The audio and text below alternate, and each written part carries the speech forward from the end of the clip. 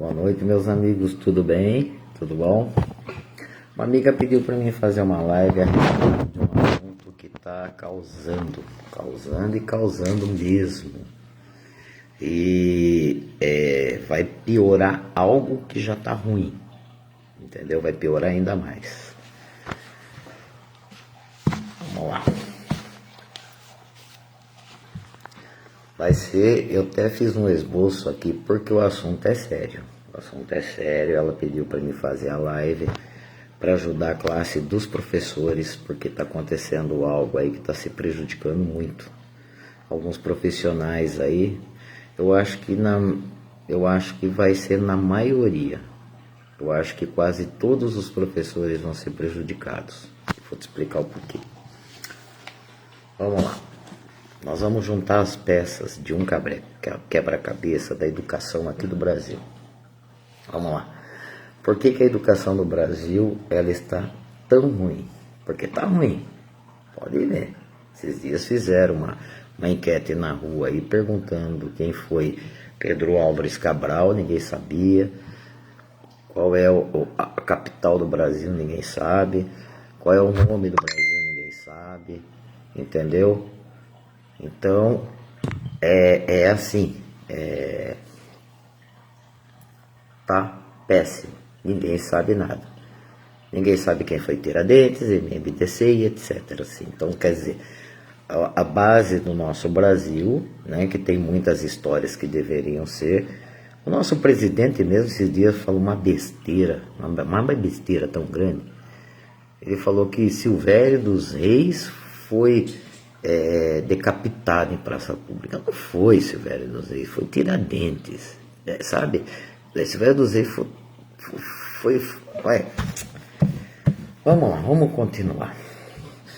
Então, como que nós chegamos ao ponto hoje, né? A educação do Brasil tá ruim. Mas sabe o que é o mais assustador? É o professor ter medo de dar aula. Hoje nós estamos num país onde o professor tem medo de dar aula. Ele tem medo de apanhar dentro da classe. Ele tem medo de apanhar fora da classe. Ele tem medo de sair na rua. Entendeu? Porque hoje os professores, eles estão acuados. Vamos lá.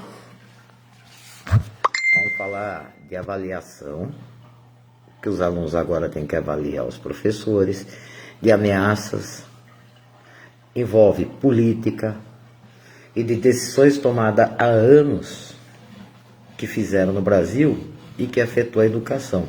Como, por exemplo, tiraram disciplinas importantes. Tínhamos antes educação moral e cívica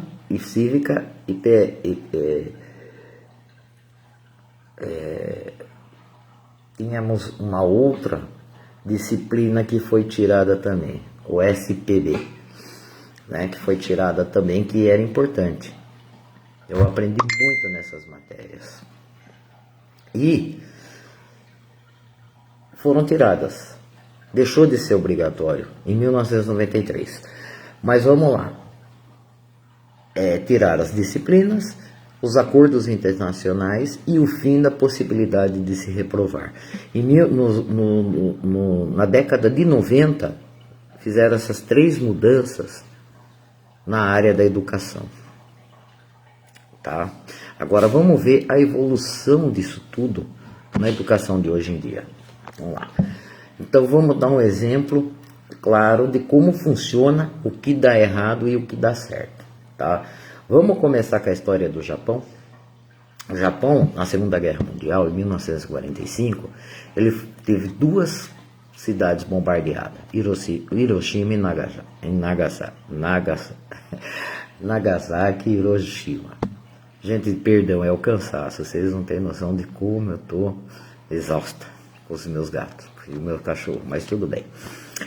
Elas foram bombardeadas, então ela ficou em ruína.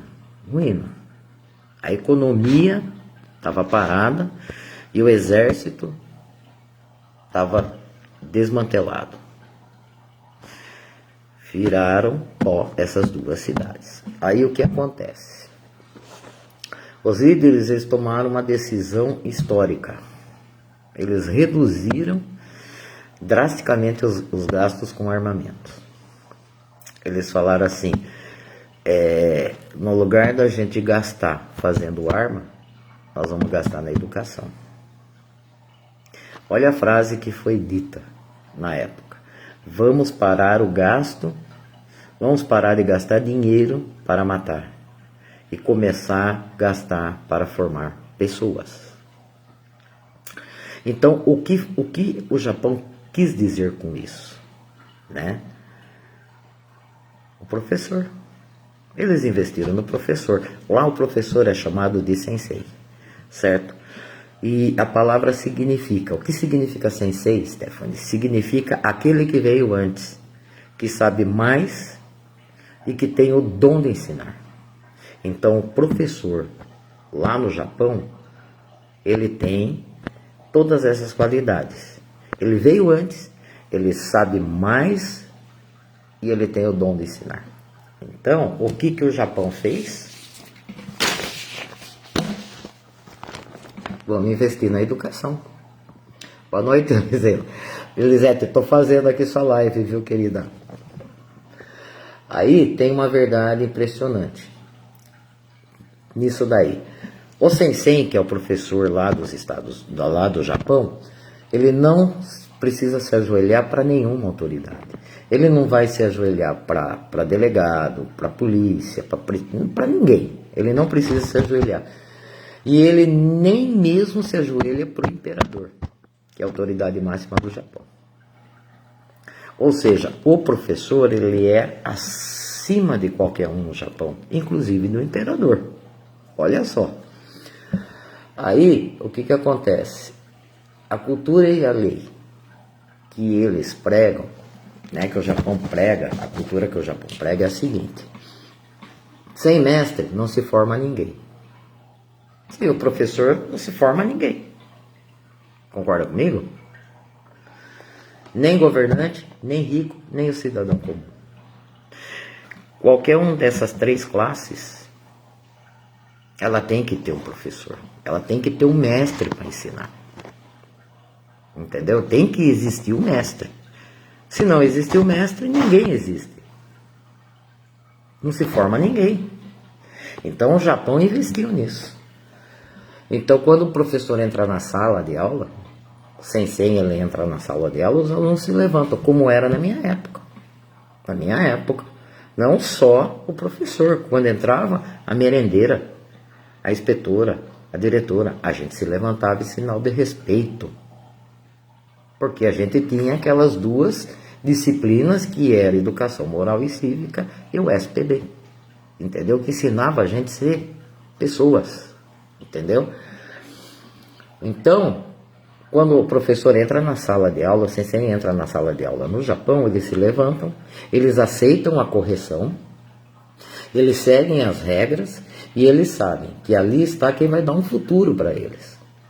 O futuro deles está dependendo daquele professor, está dependendo do que ele vai ensinar, do que eles vão aprender e a disciplina que eles vão ter. Porque uma pessoa disciplinada, ela vai longe.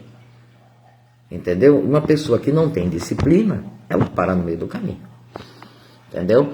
Então não há espaço para ter lá ameaças de desobediência. Não tem, porque o professor é autoridade. Se alguém desrespeitar o professor, ele vai ser punido. Então, pode ver, o povo japonês, ele é um povo educado. Ele é um povo inteligente e educado. Agora, o que resultou desse investimento que o Japão fez? O que retornou para o país deles? Vamos lá, os resultados, eles têm números. Em 30 anos, o Japão saiu das cinzas e tornou uma das maiores potências econômicas e tecnológicas do mundo. Em 30 anos apenas. A segurança hoje que eles têm, o que é? Taxa de homicídio no Japão, 0,7 para cada 100 mil habitantes. Quase que não existe violência. A violência nas escolas é tão baixa que quase não aparece nas estatísticas. Ou seja, não Não tem, porque se tiver, a punição é grande, ok? Então vamos lá. A conclusão disso são as taxas de homicídio do Japão. A conclusão disso é: a verdadeira segurança e força de um país, ela não vem de canhão. Então, ou seja, você ter uma bomba nuclear não é a solução. Mas a educação, respeito e autoridade bem colocada, elas fazem o país crescer. Agora vamos para o Brasil, né? Venhamos para o Brasil. O que acontece no Brasil? O Brasil tá feio, gente. Eu me assustei. Fazendo essa pesquisa aqui, eu caí numa realidade que eu não estava tão dentro. Eu sei que tá feia a educação, mas gente, o bagulho é louco, é assustador. Vamos lá, vamos agora ver vimos o Japão, maravilha 10, agora vamos pro Brasil. Vamos lá. Como que acabaram com a educação no Brasil? Vamos começar. Primeiro passo: tirar formação de valores. Como que tiraram a formação de valores? No início dos anos de 1990, nós tínhamos as duas disciplinas que eu estou falando desde o começo, que ensinavam o que é ser um cidadão, que formavam um cidadão. Vamos lá, educação moral e cívica. Ela ensinava o certo e o errado, o respeito às leis e à nossa pátria. Então nós tínhamos respeito às leis do país, a gente respeitava, porque a gente aprendia isso, e nós tínhamos também respeito e amor à pátria. E o país é nosso, vamos cuidar do país. Então a gente aprendia isso, educação moral e cívica. Organização social e política do Brasil, que explicava como funcionava a nossa sociedade. Explicava como você tem que estar na sociedade, o que é uma sociedade, o que você tem que fazer na sociedade, qual é o nosso papel dentro da sociedade. Coisa que hoje a sociedade não sabe, viu? A turma de hoje não sabe nem nada disso. Sabe? Eles atropelam, não respeitam, sabe? Então vamos lá. E também estudava o estudo dos problemas brasileiros, mostrava uma realidade e os desafios que nós tínhamos. Formava pessoas de garra, entendeu? Você sabia que você tinha que batalhar para você ser alguém. Então você vinha com aquela força, entendeu? Tá. Quando foi 1993, essas matérias foram extintas. Essas duas disciplinas saíram. Daí elas deixando de ser obrigatórias. Formando o quê? Crianças e jovens que passaram a estudar conteúdos. Mas não mais como nós estudamos, que era valores, deveres e respeito ao próximo. Isso acabou nas escolas, não existe mais. Tem valores, mas você respeitar o próximo, entendeu? Você dar respeito às pessoas, não tem mais. Então a base do caráter foi deixada de lado. Não se forma mais caráter, entendeu? Foi tirado isso da educação. Ah, os professores são culpados? Não, eles não são culpados. Eles não são culpados. Os professores, eles têm que seguir o que a Secretaria de Ensino passa, entendeu? E é esse lixo que eles estão passando para os professores. Mas ainda tem aqueles que fazem, ainda tem aqueles que querem informar, ainda tem aqueles que se dedicam, que estão ali por amor à profissão, que cuida do teu filho, enquanto você está na sua casa ou no teu trabalho, está cuidando do teu filho como pai e mãe, tentando dar disciplina e educação. Mas eles estão com mãos atadas. Porque isso daqui é o pouco que tiraram. Ainda tem muito mais que eu vou mostrar para vocês. Beleza. Então foi tirada essas duas matérias, deixando os jovens hoje, entendeu? Sem diretrizes para a formação de um caráter. Como se já não bastasse essa porcaria que fizeram, veio o acordo com o FMI. O que é o acordo com o FMI, Stephanie? Tá. O Brasil ele tinha uma dívida gigantesca. É a dívida externa. monetária. Só que não é uma dívida externa. A gente até falava que era dívida eterna, porque era tão grande que era difícil o Brasil pagar. Aí eles precisavam emprestar mais dinheiro, certo? Do FMI, que é o Fundo Monetário Internacional, que libera dinheiro para o país. E tinha o Banco Mundial. Então o que eles foram lá e falaram assim, viu, a gente precisa de dinheiro. Você arruma dinheiro para nós? Eles falaram, a gente arruma. Só que você vai ter que fazer algo em troca disso. Tá. Então eles vieram com as condições dele. Vocês precisam melhorar os números da educação, porque a educação tinha dado uma caída, né?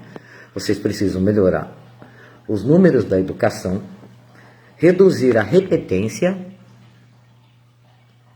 e a evasão escolar, porque tinha muitas crianças que estavam fora, que não estudavam, né? Não queriam ir na escola. Tinha muitos analfabetos na época.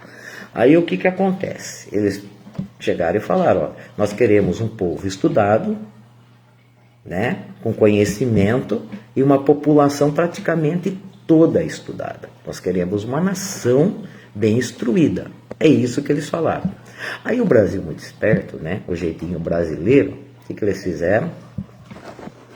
Então, ao invés deles investirem na escola, né, valorizar o professor, aumentar o salário, porque o Sensei é bem pago lá no Japão, aumentar o salário tudo, investir em escolas, né, mais materiais didáticos que direciona salários dignos, não.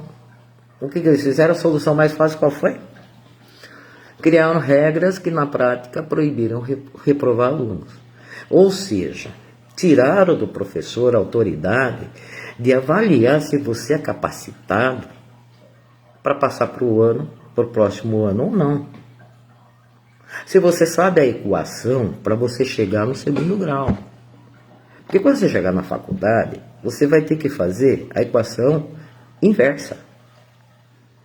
Aí como que você vai chegar numa faculdade e fazer a equação inversa se você não sabe nem fazer a equação simples? Entendeu? Então o que eles fizeram? Eles chegaram e falaram, não se reprova mais aluno. Todo mundo passa de ano. Aí eu vou fazer um adendo aqui, que eu tinha um enteado, e eu ficava assim, né? Por 6 anos eu acompanhei a vida deles. Eu não vou dizer que ele era burro, porque é um termo muito forte, entendeu? Mas ele não sabia nada. Ele não sabia nada. Eu falava assim, viu, mas como é que você passa de ano se você não sabe nada? Você não sabe tabuada, você não sabe matemática. O português, então, Deus o livre. Eu falei, como é que passa? Daí que eu vinha saber, né, que tinha acabado a repetência. Aí ele não conseguia vir escrever as coisas lá, tudo. Ele sentava no fundo. Daí nós fizemos exame de vista nele, descobrimos que ele tinha problema de vista, né? Ele não enxergava as letras lá. Falei, agora vai melhorar? Não, continua a mesma porcaria, entendeu? Hoje, ó, perdão, os irmãos dele conversam bem. Ele tem erros de português gritante. Ou seja, já é um homem formado,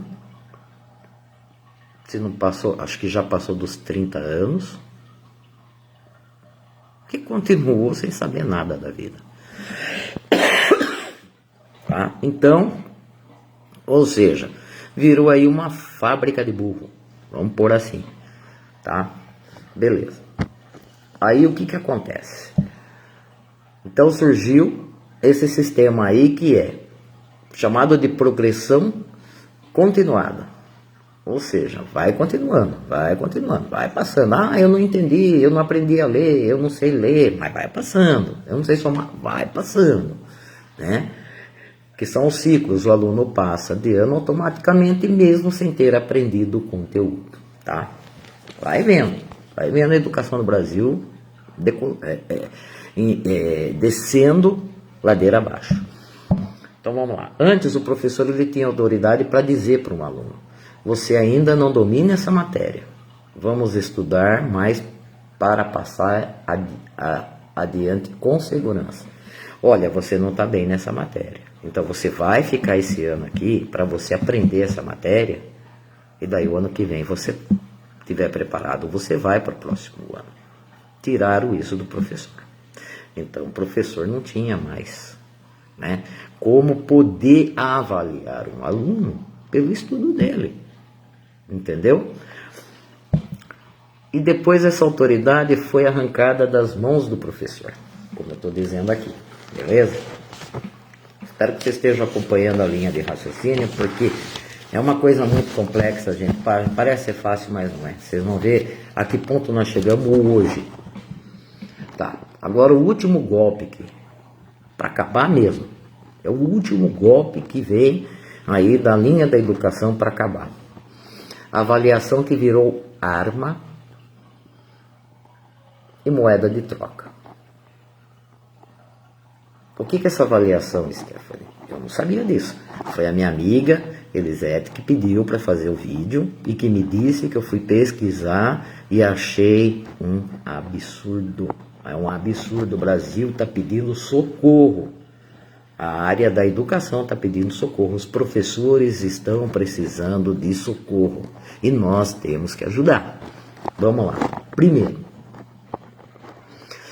ameaça por manter a ordem.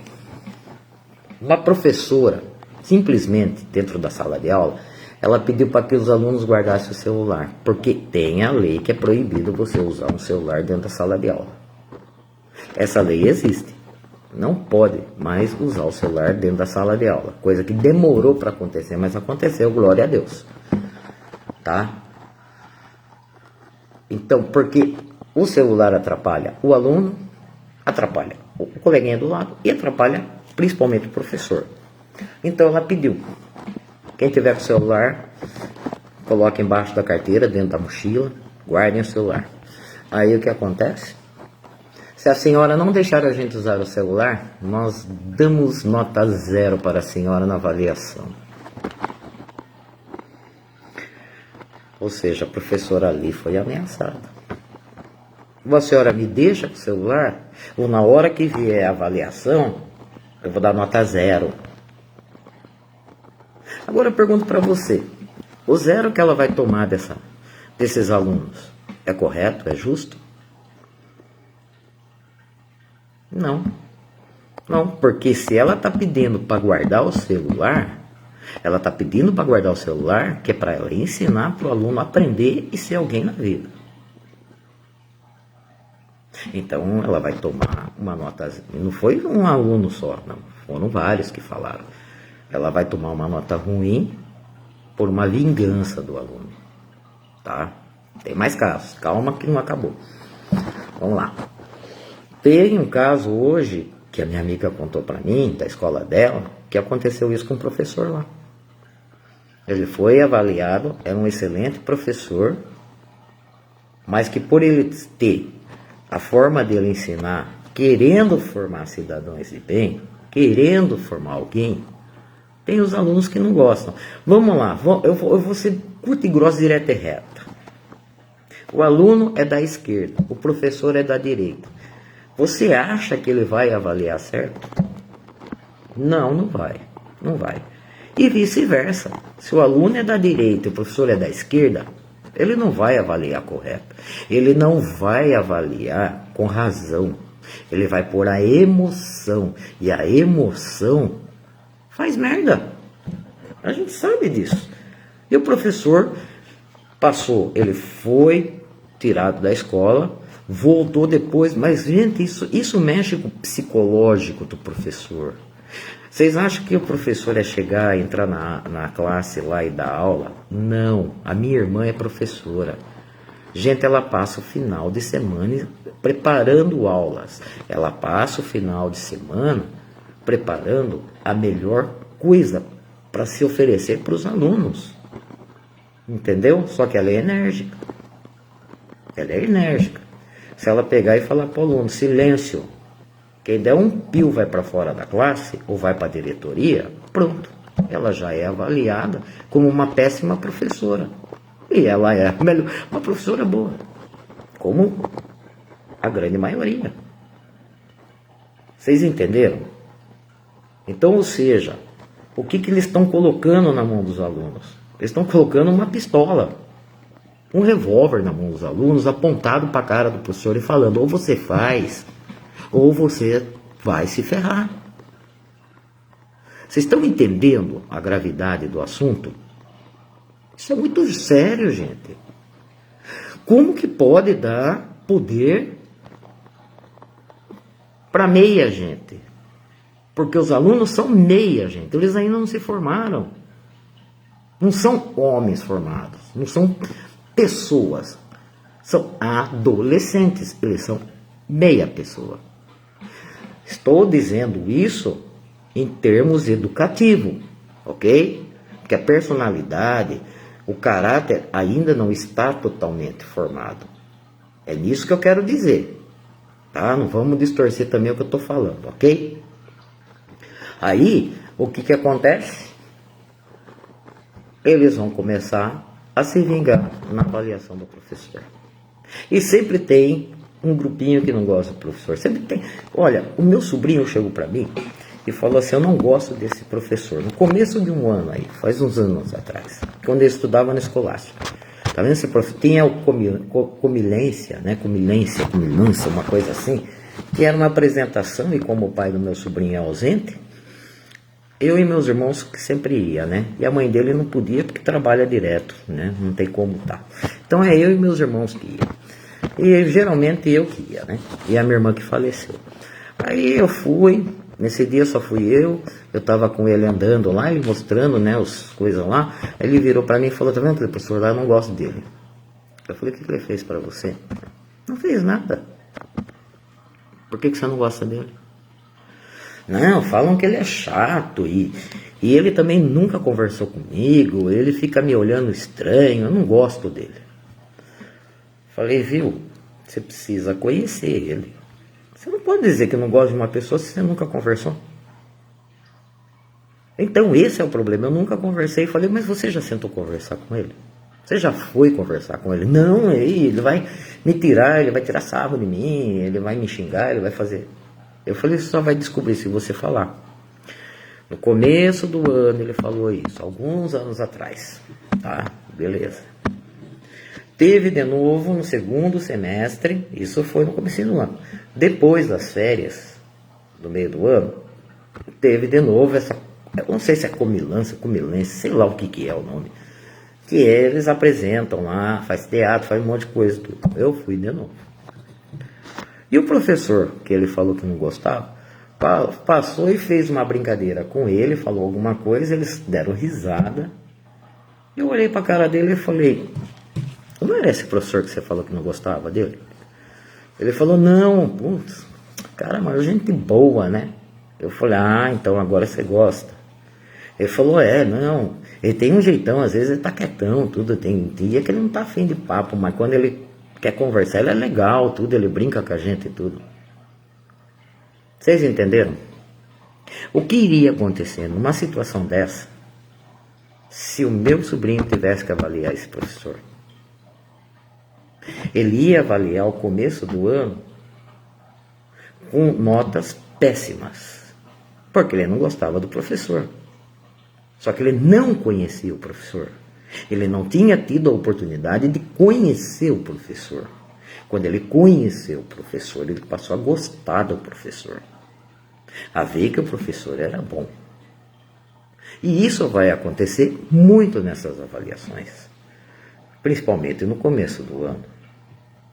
Vocês estão entendendo a gravidade das coisas como são? Tá. Então nós vamos continuar, que a história é mais complexa. Vamos lá. Temos a perseguição por ideologia. Aonde, Stephanie? Na Universidade da USP. Em todas, né? Em todas. Mas a USP de São Paulo está se superando, gente. Está se superando. Lá está uma baderna. Lá está um lixo. Um lixo. A USP de São Paulo, meu sobrinho estudou lá, passou em primeiro lugar nessa faculdade. Ele fez faculdade lá e eu posso te dizer, tá um lixo. Vamos lá. Olha, se um professor ele tem uma visão de direita, ou é conservador, ou simplesmente pensa diferente da linha dominante da instituição, ele já está na mira de todo mundo. Ele já está na mira. Entendeu? Ele já é perseguido, ele já é massacrado. Tá? Vamos lá. Existem casos documentados de professores com aulas bem preparadas, domínio total do conteúdo, recebendo notas ruins de propósito, só por expressarem opiniões diferentes. Só por isso. Se o professor chegar lá e falar assim, o governo que está hoje lá eu não gosto, pronto, ele já tem nota ruim. Na USP principalmente. Quase em todas as universidades, mas na USP é a que mais grita nesses momentos. Entendeu? Vocês acham isso correto? Vocês acham que tem que levar em consideração esse tipo de avaliação? Pois estão levando em consideração. E muitos professores bons estão perdendo o seu emprego, estão perdendo o seu lugar na escola por causa disso. Por pessoas que não estão nem aí para onde estão atirando, o que estão acertando. Eles não estão nem aí. Eu não gosto e simplesmente eu não vou dar nota boa. Vocês estão entendendo agora? Como é o tamanho do buraco e aonde está o buraco? Vamos lá. Eles não perguntam. Ele ensina bem? E sim, ele pensa como nós? Então deixou. Ele ensina bem de lado. O senhor pensa como nós? Se o senhor pensar como nós, beleza. Se o senhor não pensar como nós, o senhor vai ser punido. Aí vem essa baderna que tá. Vamos lá. Então vamos juntar tudo isso, o resultado na prática. Vamos lá. Então vamos lá. Tiraram os valores, acabaram com a cobrança do conhecimento e agora entregaram o poder de punir a quem não quer estudar. Entendeu? Porque hoje as pessoas não querem estudar. Raros são os alunos que querem, que estão lá para ser alguém. Raros são. Qual que é o resultado disso? O resultado é triste, hein? O resultado a gente se vê por aí, né? Mas vamos aqui. Os professores, olha o resultado disso. Falas dos professores. Não cobro mais trabalho. Alguns professores já falaram isso. Eu não cobro mais trabalho. Outros. Não faço mais provas difíceis. Então, passo a passo, todo mundo. Senão eu sou prejudicada no meu trabalho. Então, ou seja, alguns falaram, eu não vou cobrar mais nada.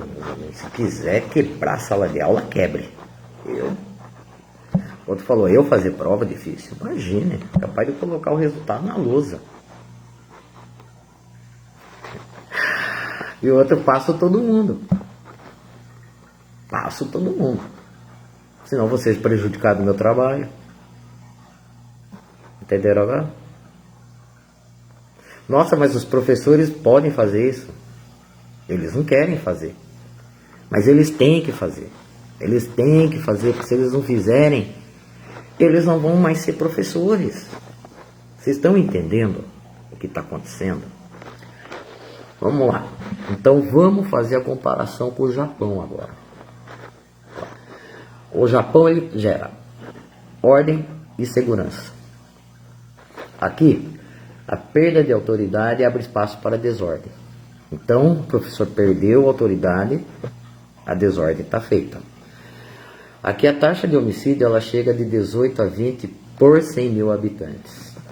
São 25 vezes maior que a do Japão. E a violência dentro das escolas, então, quanto a professores e colegas, nossa, isso está crescendo cada dia. Todo dia aí, ó, nós temos um índice altíssimo disso. Agora nós vamos ligar os pontos. Vamos ver quem perde com tudo isso. Quem está perdendo de verdade? Vamos lá. Retirar o ensino de valores de cidadania. Por pressão externa, tiraram do professor o poder de cobrar e reprovar. No Japão, lá eles têm respeito, autoridade e investimento, que gera desenvolvimento e paz social. Aqui no Brasil nós temos falta de valores, perda de autoridade, poder nas mãos erradas. O que gera isso? Ensino fraco, professores acuados e uma sociedade mais violenta. Isso daí é o resultado de tudo isso que fizeram no Brasil. Tudo isso que fizeram no Brasil. Então o que acontece? E a direção da maioria das universidades, elas sabem do que está acontecendo. Entendeu? Das escolas e universidades, eles sabem, mas eles fingem não ver. Estavam olhando para o outro lado, são assim. Entendeu? E eles não querem saber do problema. Muitas vezes eles compartilham até da mesma ideia, entendeu? Da mesma linha de raciocínio que muitos têm lá. Então o que eles estão fazendo? Eles estão usando essas notas ruins como desculpa sabe? Para se livrar de quem incomoda. A realidade é essa. Então eles são coniventes com isso porque agora aquela pessoa sai daqui. Não suporta aquela pessoa. Tem que ver tudo daquela pessoa. A diretora de escola fala isso. Aí aquele professor não gosta. Graças a Deus teve nota ruim e vou mandar embora. É isso que vai acontecer. Não vai ser algo justo. Não tem como dar certo. Não tem como ser justo. Porque já começou no errado. Já começou no injusto. Vocês estão me entendendo? Vamos tirar a conclusão disso tudo? Vamos lá. Então essa história de aluno avaliar professor, ele não é algo isolado. Só é a última peça do quebra-cabeça. Lembra que eu falei, vamos montar o quebra-cabeça? É a última peça do quebra-cabeça. Entendeu? De um processo que vem de décadas para desmontar a educação brasileira. Desde quando o Brasil deixou de ser ditadura, governado por militares, e passou a ser governado por qualquer um, entendeu? A educação começou nessa baderna aqui, entendeu? Foi nessa época que tudo começou. Aí o que acontece? O que o Brasil faz? O que o Brasil não quer? O Brasil não quer pessoas com valores, pensantes e preparadas. Eles não querem pessoas capacitadas. E depois eu vou dar um adendo nessa história. Eles querem o quê? Estatísticas. Eles querem que pareçam boas, entendeu? E professores que só obedeçam. Faça o que eu mando, mas não faça o que eu faço. Faça o que eu mando. Entendeu? Então, sem ter o poder de fazer o trabalho direito. Eles não têm o poder de fazer o trabalho direito. Eles até querem, mas eles não podem. Por quê? Porque eles são calados, eles são amarrados, eles são atados. Entendeu?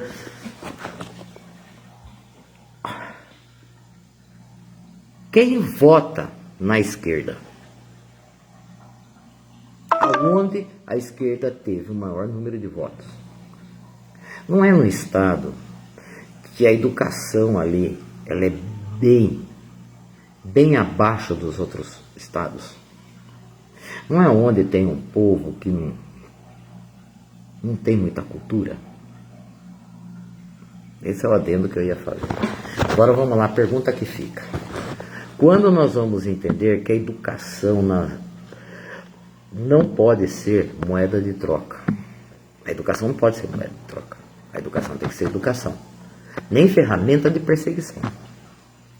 Quando vamos voltar a dar aos professores o seu devido respeito e a devida autoridade que ele merece, como fazem países que realmente deram certo. Quando o professor vai entrar na sala, o aluno vai se levantar, o aluno, para falar alguma coisa, ele levanta a mão, se o professor der permissão, ele fala, ele pergunta, ele vai no banheiro, se o professor deixar. Entendeu? Quando o professor vai poder falar assim, hoje eu vou fazer uma prova de fogo, vamos ver se vocês aprenderam alguma coisa esse ano. Quando que o professor vai fazer isso? Agora, com essa avaliação que não vai ser. Então, pessoal, compartilhem esse vídeo ao máximo de pessoas. Joguem para os pais. Tem muitos pais que vão parar para pensar, vão saber, vão concordar comigo, entendeu? E ver que o Brasil precisa de atitudes. Nós precisamos mudar o que está errado. Nós temos que resgatar valores e deveres. Tá? Tá aí. Hoje foi minha live. Obrigado, Elisete, pela dica. Se você quer que eu faça uma live a respeito de algum assunto, pode pedir para mim. Tá? Pode falar comigo, tá bom? E hoje é isso que nós temos aí. Um Brasil mal educado, ok? Beijo a todos, fiquem nas bênçãos de Deus, na graça de Jesus, na proteção do Espírito Santo. E vamos para cima do Ministério da Educação para mudar isso daí. Isso daí não pode ficar, não pode continuar como está, ok? Muito obrigado, eu fui.